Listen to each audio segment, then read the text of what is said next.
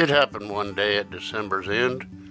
Two neighbors called on an old friend, and they found his shop so meager and lean, made gay with 1,000 bows of green. And Conrad was sitting, with face a shine, when he suddenly stopped as he stitched a twine, and said, "Old friends, at dawn today, when the cock was crowing the night away, the Lord appeared in a dream to me, and said, I'm coming your guest to be. So I've been busy with feet astir, and strewing my shop with branches of fern. The table is spread and the kettle is shined, and over the rafters the holly is twined. Now I'll wait for my Lord to appear, and listen closely, so I'll hear his step as he nears my humble place, and I'll open the door and look on his face." So his friends went home and left Conrad alone, for this was the happiest day he had known. For long since his family had passed away, and Conrad had spent many a sad Christmas day. But he knew with the Lord as his Christmas guest, this Christmas would be the dearest and the best. So he listened with only joy in his heart, and with every sound he would rise with a start, and look for the Lord to be at his door, just like the vision he had had a few hours before. So he ran to the window after hearing the sound, but all he could see on the snow-covered ground was a shabby beggar whose shoes were torn, and all of his clothes were ragged and worn.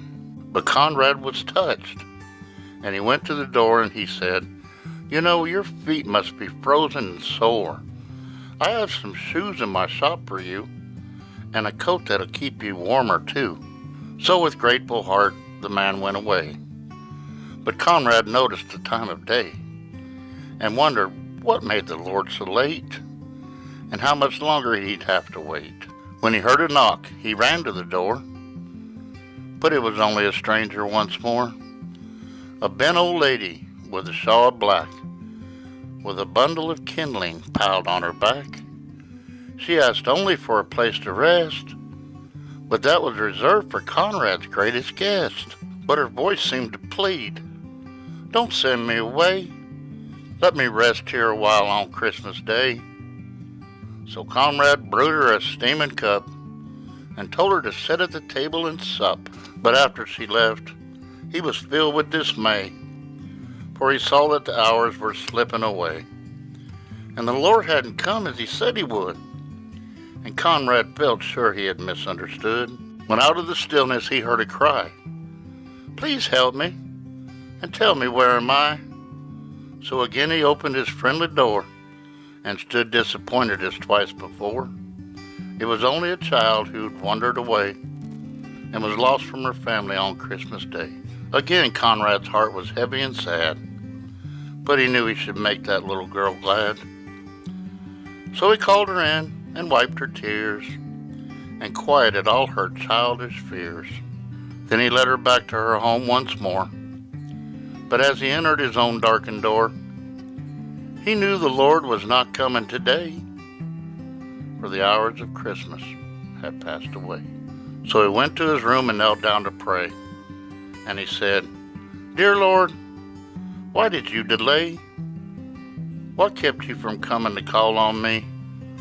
For I wanted so much your face to see." When soft in the silence a voice he heard, "Lift up your head, for I kept my word. 3 times my shadow crossed your floor, and 3 times I came to your lonely door. I was the beggar with bruised, cold feet, and I was the woman you gave something to eat.